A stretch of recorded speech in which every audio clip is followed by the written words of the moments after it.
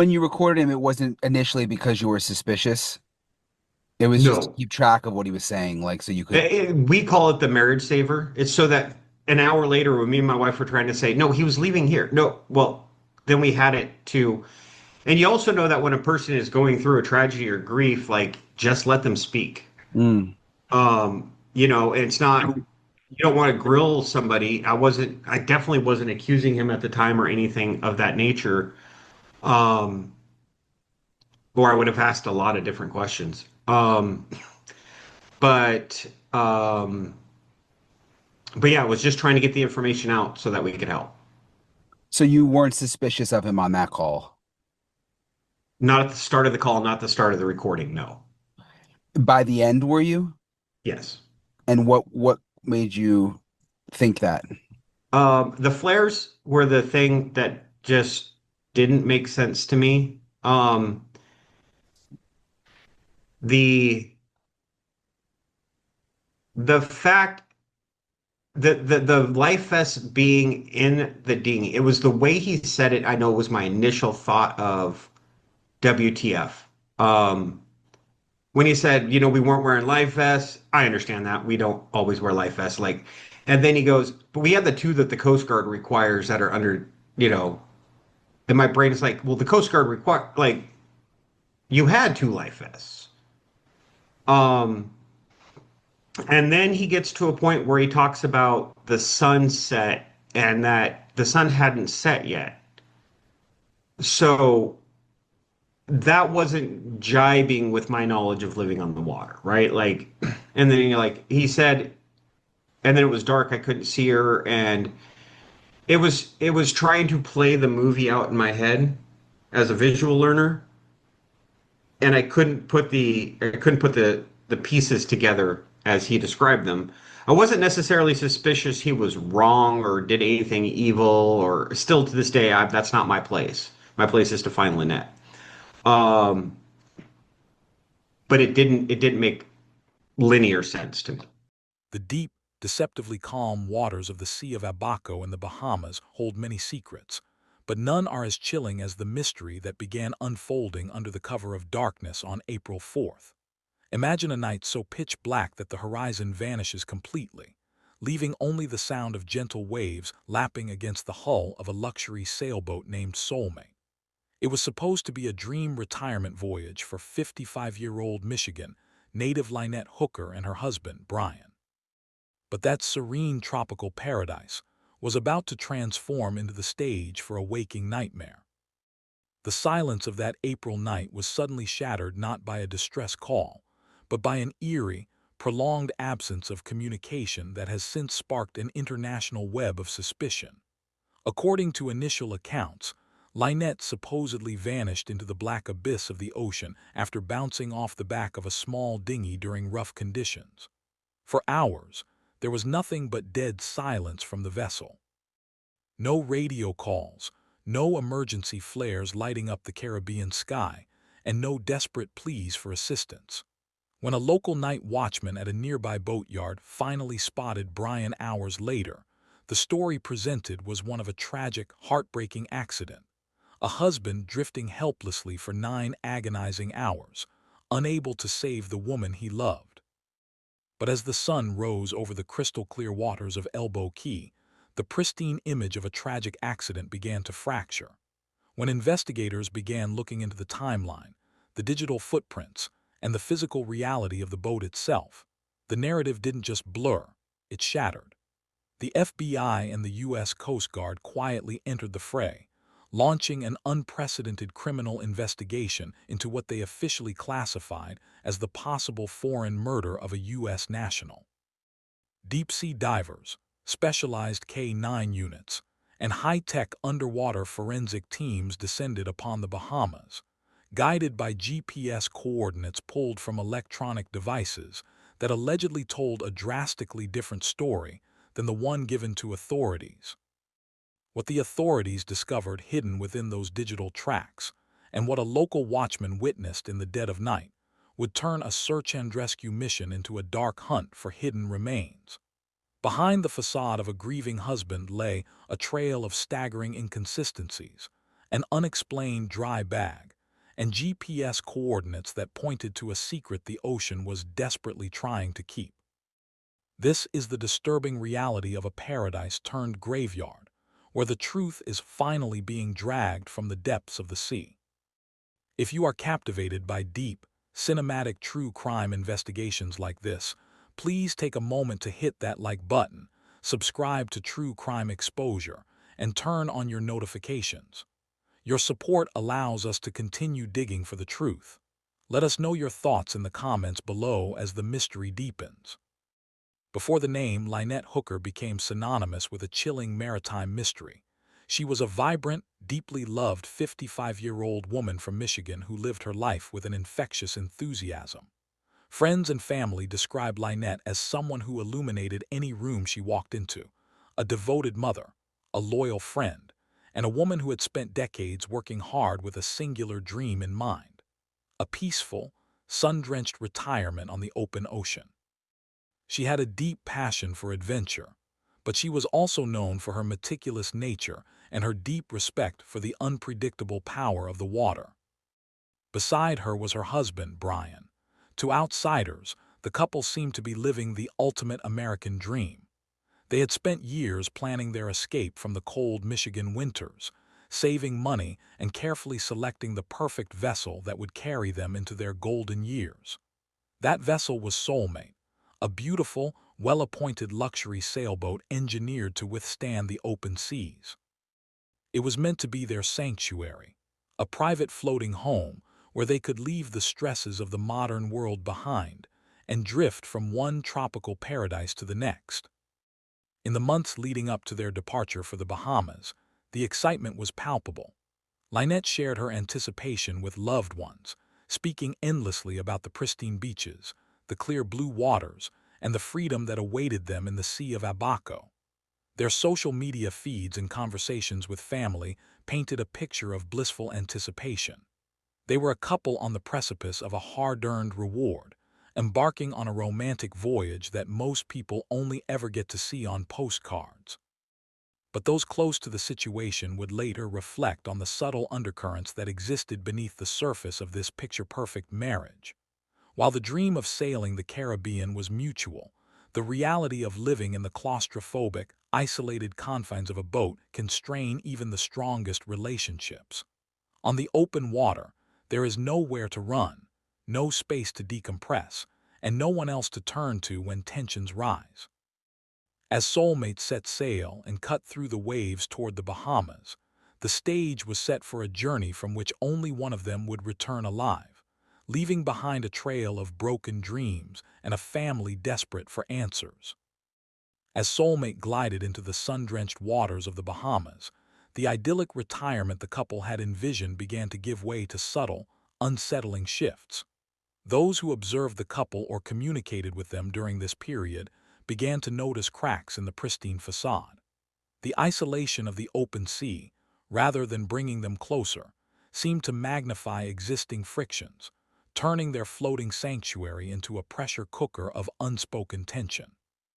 One of the most glaring warning signs emerged from the stark contrast between Lynette's usual behavior and her sudden, uncharacteristic digital silence. Known for keeping in regular contact with her children and close friends, sharing updates and photos of their travels, her communication abruptly slowed to a crawl. When she did reach out, the tone of her messages had shifted from joyful excitement to something noticeably more subdued and guarded. In hindsight, locals and fellow boaters in the Abaco Keys recalled a palpable unease surrounding the vessel. Brian's behavior in the days leading up to the tragedy raised quiet alarms among the tight-knit maritime community. He appeared increasingly insular, avoiding the casual, friendly interactions common among cruisers docked in the area. There were whispers of sharp, tense exchanges overheard from the deck of Soulmate, moments where the calm exterior dropped, revealing a deep-seated control and an underlying volatility.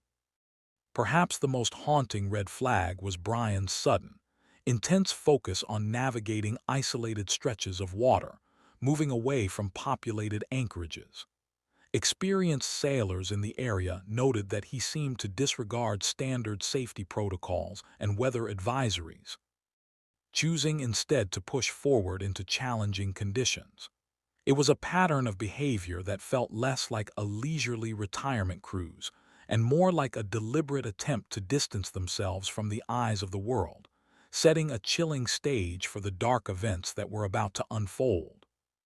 The investigation into what transpired aboard the Soulmate on that dark April night centers heavily on the stark contrast between Brian's initial account and the physical evidence recovered by authorities.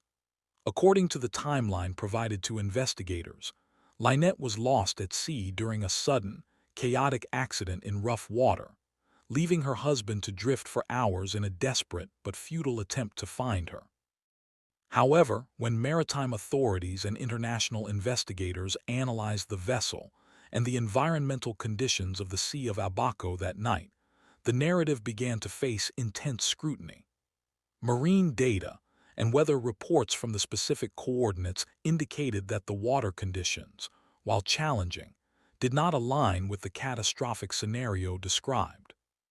Furthermore, forensic teams examining the sailboat found an absence of the typical signs of a chaotic emergency, raising immediate questions about what actually took place before the authorities were finally notified.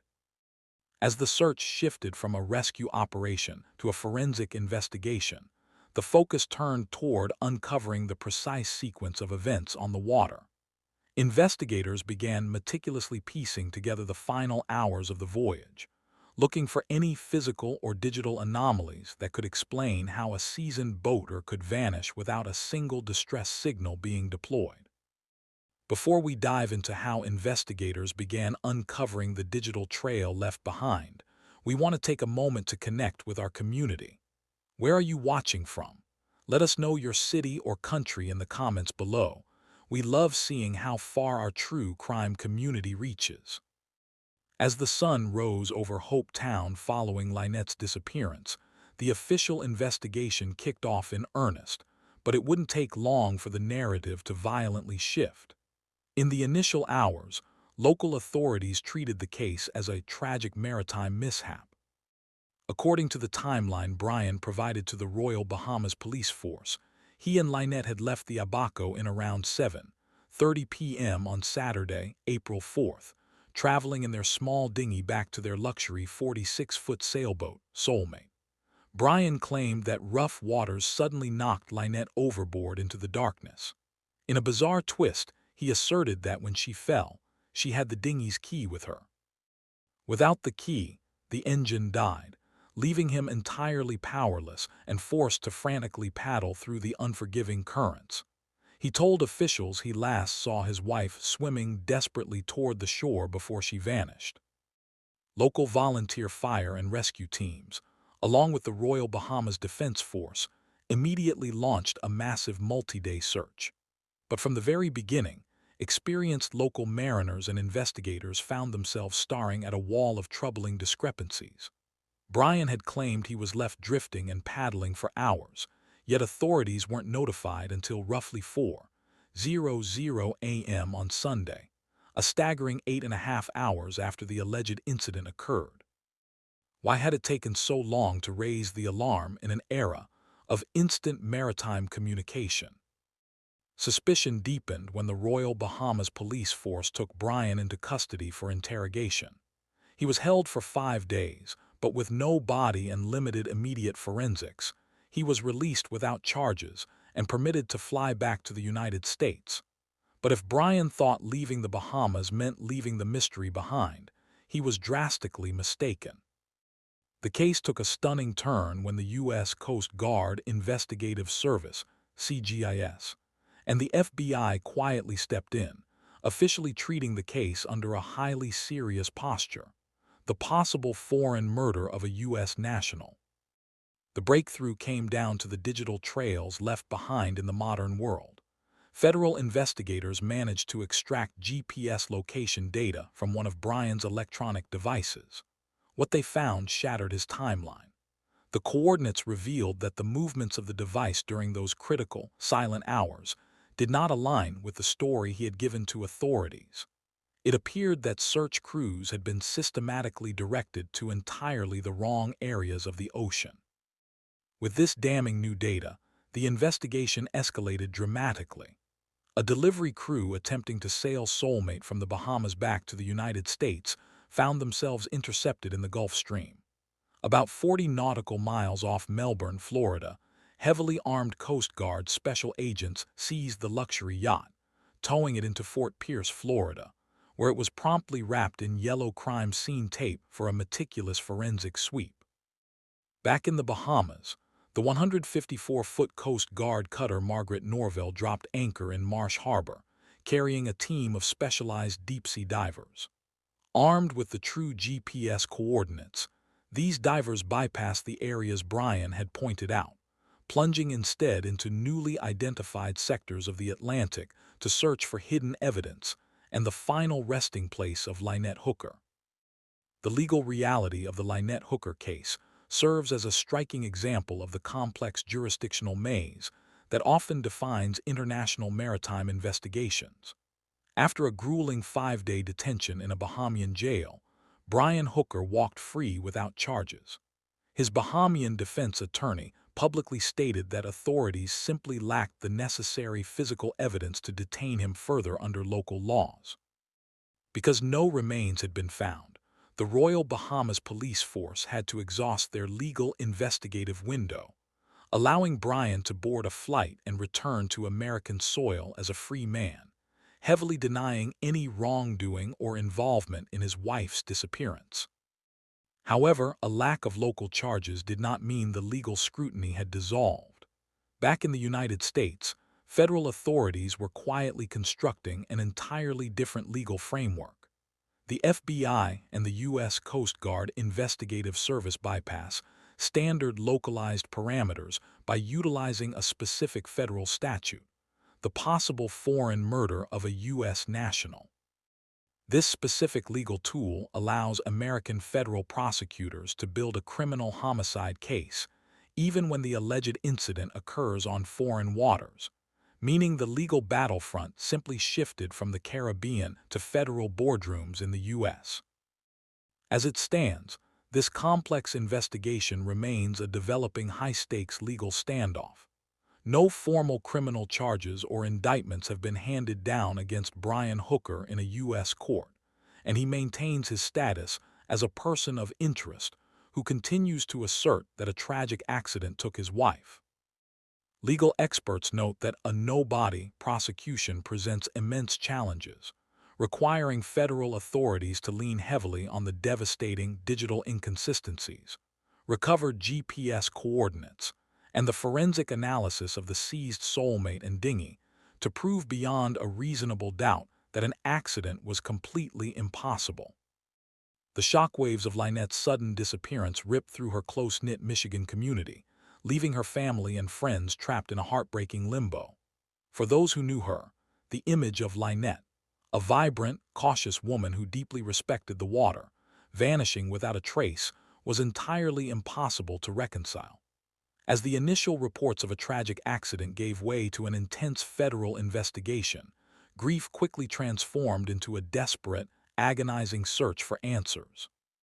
Her children and extended family found themselves caught in a surreal nightmare, forced to watch from thousands of miles away as international dive teams searched the depths of the Sea of Abaco. The silence from the vessel during those critical 8 hours became a haunting focus for her loved ones. In the tight-knit boating community of the Bahamas, local residents who had welcomed the couple into their waters felt a deep sense of unease. A profound sorrow settled over the marina where Soulmate had once been docked, as fellow cruisers grappled with the realization that a dream retirement voyage had ended in such a devastating mystery.